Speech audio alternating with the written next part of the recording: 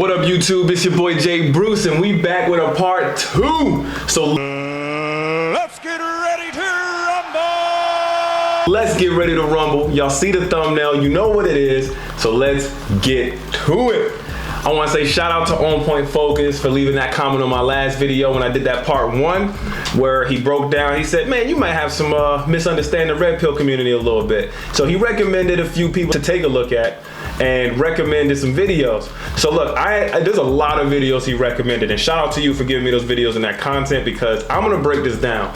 So this is gonna be, probably break it down into like 2 or 3 parts because there's a lot of videos. So we're gonna start with Blackram313. Now, from what I understand, he's one of the foundational members of the red pill community that really started to lead that ideology to what it is today. Now, why is this important? Well, whenever you spot a foundation of something, you can kind of see where everyone gets it from, twist the analogy, or use it in their own way, right? Like, I know we see different aspects of the red pill community. There are certain people who don't consider other people a part of that community, and it's a huge rift, right? And so this is going to be key because I think he was one of the first ones to do it. Someone correct me if I'm wrong, but I think I might be right on that. So while I'm doing research in a lot of his videos, I ended up taking the recommendation of my man On Point Focus of recommending 6 videos, 6 or 5 videos. So out of those 6 videos, I watched a few of them. The Thought Retirement Plan, which I laughed at. I almost had my friend dying when I told him that about the title of that. The Friend Zone is the Simp Zone, and I think Nice Guys are why the nice guys finish last. This is going to touch on why goods and bads, or why I like the red pill community. So as I'm watching these videos, there's always a tone of, I feel, of having that conversation and giving those points out to men, right? And it's good because some men may not know these red flags. They may be like, okay, well, I shouldn't be doing my certain tactics or my certain acts of good deed to this person if they're going to be taking advantage of me. So it's really giving men that way to look at certain things they may be doing and stop what they're doing before they hurt themselves along the way. And so it's good because it gives people awareness. However, I think it still doesn't touch on a lot of the issues. All right, so starting with the first video I saw and breaking that down, the friend zone is the simp zone.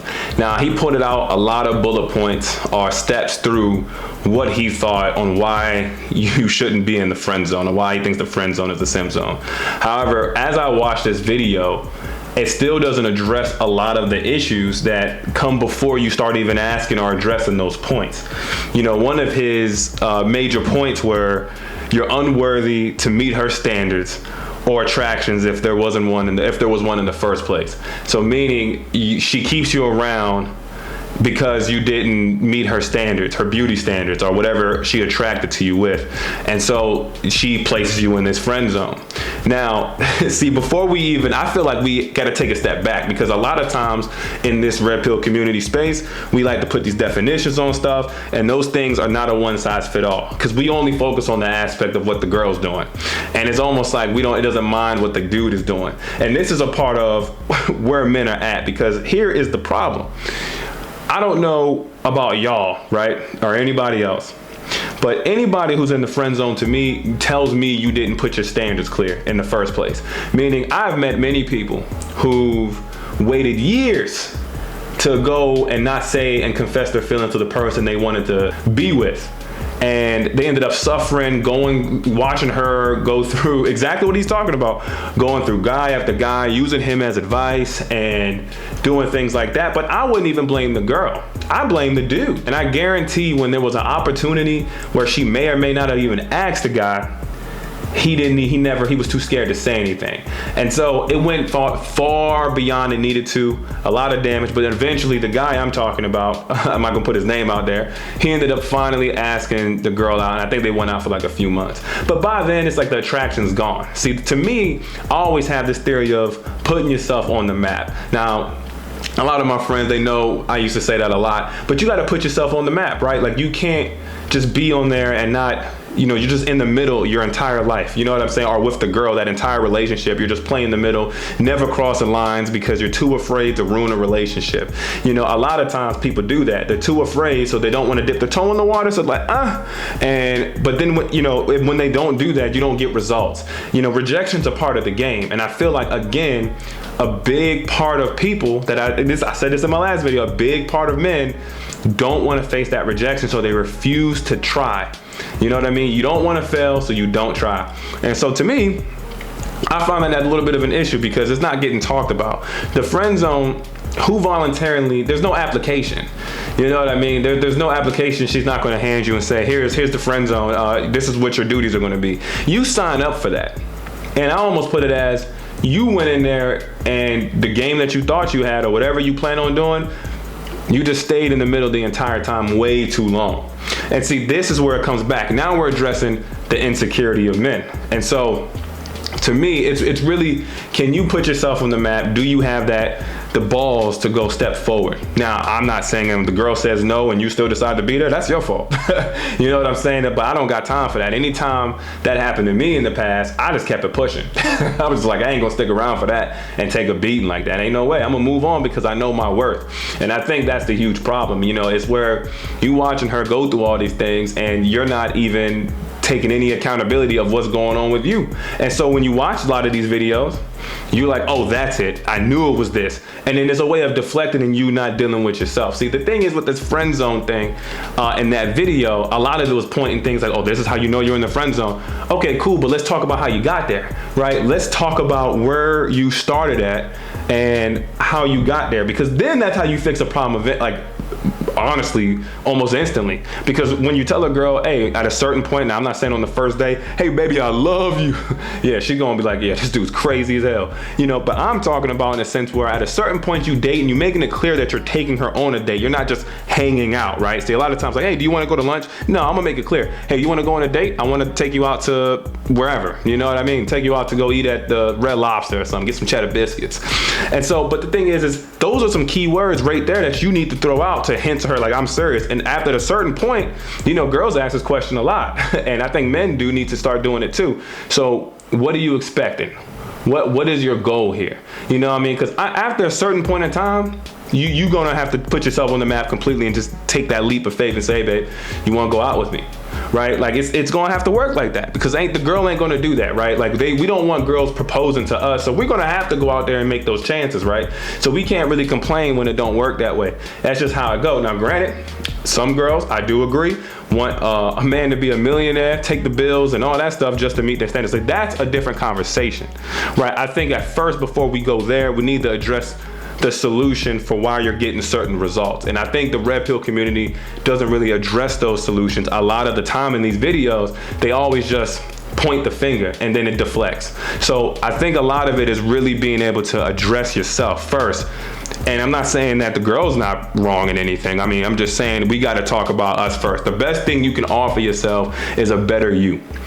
If you're not the best version of yourself, you're not going to be able to provide the best version of yourself. So if you're still insecure about things, ain't gonna go nowhere. The other video I saw and looked at, and I had to rewind it too, actually. I was like, let me listen to this again. Was nice. Why do nice guys finish last? And so this was a series of him addressing points of, kind of making a checklist for you of seeing if you're the nice guy, and also addressing points of why they finished last. And so more of the checklist of making sure, well, if you were, if you're marrying a person that's 35, 2 kids, and she's making you go to dinner and they didn't do it for the last 40-year-old gentleman, then you're a nice guy. And for me, I say this, right? I know it's a huge question a lot of the times, right? And movies and high school cliches and stuff like that, where they say, why do these a-holes, these douchebag guys, these guys end up getting all the girls, right? And why do these, what he calls thuggos, get all the girls? To me, I look at it as a lot of ways, right? Is one, those guys do push forward, right? Now, whether they do it in a correct way or not, whether they put you down in the process, they put themselves on the map. They'll tell a girl, hey, I think you're cute or whatever, and They may do it in a douchebag way. They may do it in a stupid way, but they did it. And the girl probably is like, you know, the first time she probably ever hears that, she's probably like, oh my goodness, I never did whatever. And so it's like, you can't really blame them, right? Because that could have been you. If you would have just pushed forward a little bit, that could have been you. Now, let's just talk about, for instance, let's take a step back, nice guys, right? First, we got to break this down on what a nice guy is. And so a lot of this definition of a nice guy is people who, what did he say in the definition? He said they end up coming in her last, right? They come in last, like literally in every aspect, which I thought was pretty clever. So, but it's this, the sense of like, you're always losing and you're never winning. To me, a nice guy, to me, I'm thinking is a person who is not even genuinely unselfishly nice. No, it's a person who's too afraid and insecure to do anything else, right? It's, you know, when we're talking a lot of these, they're like nice guy, nice guy, nice guy. A lot of it's built around fear. A lot of it's built around, I don't know how to approach, so I'm not going to. I'm too afraid to fail, so I'm not going to step up. And you end up losing a lot of opportunities because you were too scared to pursue it. Like, for instance, you see a girl you like at Target or whatever grocery store, and she looks mad cute, right? And you looking at her like, man, I like them Nikes. Yeah, I like her style, I like how she talk. But then you just look at her and you just window shop the whole time, just, you know, watching the bus go by, and you don't take your opportunity. See, the thing is this what comes in, and usually a lot of this manifests in different aspects of life. It's just we only focus on this one part. So really identify that in your life if that's you, right? Because you're not taking that opportunity. Now let's say you did take that opportunity and it didn't work your way. Then you just improve, you go on to the next one, because that builds your confidence. However, it's a lot of those douchebag guys probably got the confidence of their boys, probably got the confidence from the reputation, probably got the confidence from whatever they got going on. Sometimes it's the money, sometimes it's whatever, right? You know, whatever circumstance it is, and the jock on the football team. But again, you not putting yourself on the map because you're looking at yourself like, man, I'm not good, like better than that other dude that's talking to her right now. Like you're over here comparing, and see, that's the issue. It's like we start going on her Instagram, looking at the dudes that comment underneath, and it's like, man, that dude got a six-pack. Oh man, this dude makes six figures. This dude's a millionaire. Man, how can I address that? And see, that thing is, that has to go out your mind first, right? Because see, that's you. Now it's starting with you. You're coming up to the plate. Sometimes when you guys approaching women, you guys come up to the plate already defeated before you even hit the battle. You didn't even go there with confidence to be able to talk to the girl. And it's like, do nice guys finish last, or is it, can we rephrase it as, do insecure guys finish last? See, that's the thing, right? A lot of those nice guys that we're talking about are too insecure to do anything. And so, and on top of that too, is too much calculation going on. Like recently, I remember about like 3 weeks ago, I had one of my friends tell me, he was getting the other dude, there was another guy that was in this event that we went to, and the dude he told my friend, he said, hey man, go talk to her. He, trust me, this always works. If you just put your hand on her and touch her and look at her, and then talk to her, it gives her sexual cues. I'm like, see, this is what I'm talking about. You got, like, this is like writing down like a punchline or like a pickup line and then practicing in the mirror and then going out there and trying to practice it, and you sound completely different. You over here, roses are red, violets are blue, and you're like, you stinking, I might punch you. And then she's like, oh shoot. You know, it's like, I didn't mean to say that. You know what I mean? So it's just, but you can't, there's no calculations between this. You just gotta go and stop being scared, right? Because that's the only way you can do anything, right? That's the only way you can really pursue anything. How do you go for the opportunity at work? How do you raise your hand in a class for the 30 people not knowing you're going to get the answer right?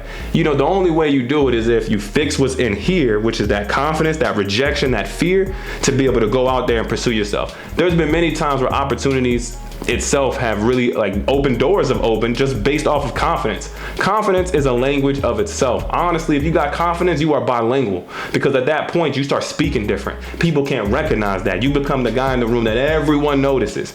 So it needs to be changed first, right? Because nice guys don't finish last. I say it's the insecure ones. So we really got to address that. Don't deflect the point by saying, oh, I am that nice guy or whatever. So, and it's just kind of crazy, man, because I think like, we don't talk about this mental emotional state that we're in. We don't want to do that. So we find ways of deflecting, saying, oh, when a woman does this, oh, that's what that means. Nah, what it means is you're in a pile of guys that are insecure. Like another story, man. I got stories for days. I remember this college party I went to, and I went in there, you know, rocking. I knew a few people there, and I was like, what's up, what's up? And then this girl, everyone was looking at her, right? And this girl was there, and she was gonna go to her car. And you know, obviously she was a little drunk, and everyone was too scared. I sensed it from everyone. I was just looking, right? And so, because I'm talking with everybody, and then all of a sudden the girl says, she drunkenly goes, "All right, I'm going in my car.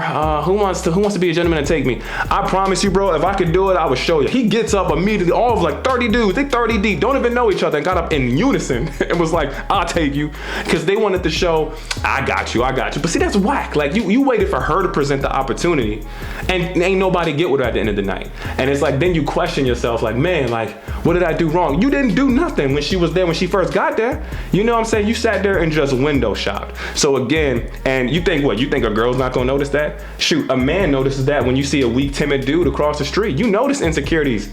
We notice it. So you think if, you know, girls can see this too. So it's like, again, you gotta be able to present yourself differently and work on that. We cooking the day, bro. I swear, I'm like Chef Ramsay when it comes to doing these reactions, bro. We cooking. So look, I just want to point out too that it's also not a bad thing, right? I think it does have its place, because a lot of people who are going through this may not know what to look for. So that's what these videos are really good to use, right? You're really good to use these based on what it's saying. So if it's you can find a way to change it. However, it just, they don't tell you. I just have a problem. Not saying all of them, not saying all, but a lot of these videos, and I'm gonna do my research on a lot of them too. So I don't think I'm just categorizing. No, I'm gonna go one by one, and we're gonna talk about each one of them. A lot of them would not tell you, they almost indirectly tell you to ignore your problem and blame somebody else. I just don't like that, right? The last video I saw from my man's Black Ram is that thought retirement plan, which I still think that's probably winning the funniest YouTube title for a YouTube video this year. Like, I haven't seen it, and this video came out a couple years ago. That's the funny part. You know, this is like, I just have a thing of putting definitions on stuff, because it's like when you do that, you're categorizing the whole. And in this video, he walks through the entire life cycle of what a girl or a thought, I just say, really goes through, right? Like going through the carousel, going through high school, you start dating, she gets a couple bodies there. At college, she's when she really starts innating into a pro thought, riding into the carousel, you know, then she goes into an adult life, you know, maybe through 27 and 35, gets, you know, starts dating each man for 2 years and never lasts, and she's waiting for her God man to come through and be able to be her Prince Charming. And then, you know, finally the last guy is the guy that has to deal with potentially having kids and a person that's like tremendously overweight or something like that. And so I think like putting definitions on stuff is crazy, because you can't, what's the expectation, right? In that same video, he was talking about like a girl, if she has more than 3 bodies, it's like you know, kind of crazy. And so it's like, where are you gonna find that at? I mean, maybe if you're 19 or 18, but it's like, you know, there was somebody who put a comment out that I actually thought was funny when I was looking at this, and he stated, he was like, any man dating a woman over 30 should know that she has most likely been around the carousel several times. Women like sex just as much as, if not more than, men. Therefore, it is impossible to expect that she can be wholesome.